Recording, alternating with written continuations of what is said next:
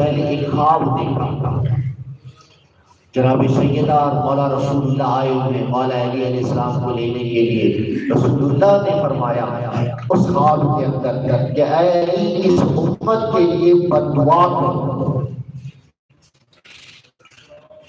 کیوں بد دعا کرو؟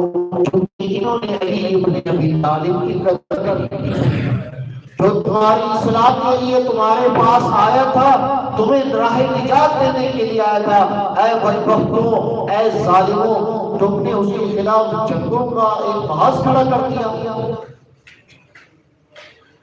میرے دوستوں، میرے عزیزوں، میرے بھائیوں، مولا علی علیہ السلام اس حد تک شرافت کا مقام رکھتے تھے۔ جب جنگ صفین پہ جا رہے تھے نا، مولا کے دو صحابی تھے۔ پچھلے ہفتے ایک بھائی نے مجھ سے سوال بھی پوچھا تھا کہ نہج البلاغہ کے اندر ملتا ہے کہ کچھ لوگوں کے لیے مولا نے کہا تھا کہ آپ دعا کریں، مولا نے ان کے لیے دعا کا نہیں کہا تھا۔ بڑے آگے اس کے اندر مولا کے دو صحابی تھے جو جا رہے تھے، انہوں نے صفین والوں کو سب و شتم کیا۔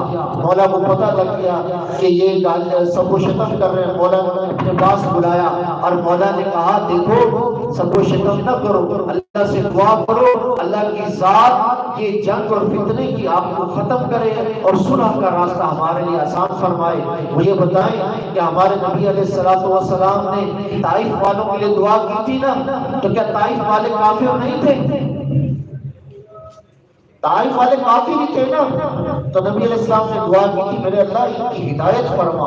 تو بھئی کیسا ہو سکتا ہے؟ اسے کہتے ہیں ولی برحق اور وصی برحق۔ جیسے نبی کی سیرت سنت ویسے وصی کی سنت و سیرت۔ وہ نبی جو تھا کافروں کے لیے دعا ہدایت کر رہا تھا، وصی منافقوں کی ہدایت کی دعا کر رہا تھا۔ امام اپنی امت کو، اپنی شیعوں کو گالم گلوچ اور مار دھاڑ اور ظلم و ستم کا راستہ کبھی نہیں بتاتے ہوتے۔ میرے دوستوں کتنا کریم امام ہے، جب گھر سے جا رہا ہے مسجد کی طرف تو مولا علی علیہ السلام کہتے ہیں جناب سیدہ کے گھر میں کچھ مرغابیاں تھیں، انہوں نے امام کا راستہ گھیر لیا۔ بعض روایات میں کچھ بچیں تھیں، آگے راستہ گھیرا اور مولا کی ابا کو چونچ میں پکڑ لیا۔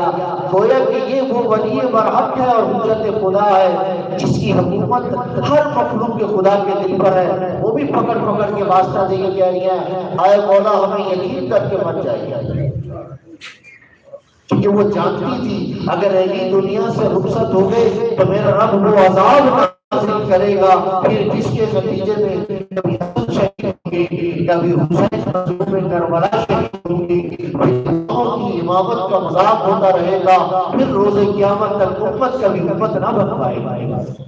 پھر مولا نے اللہ قدم اٹھایا تو بعض روایات میں کہتا دروازے میں ایک میٹ تھی یا ایک کنڈی تھی جس کے اندر حضرت کی آواز جو ہے وہ پھنسی تھی۔ مولا نے آواز چھڑائی اور ایک کچھ روایات میں کہتا مولا نے ایک شعر کہا کہ علی ابن ابی طالب تیار ہو جاؤ موت کے لیے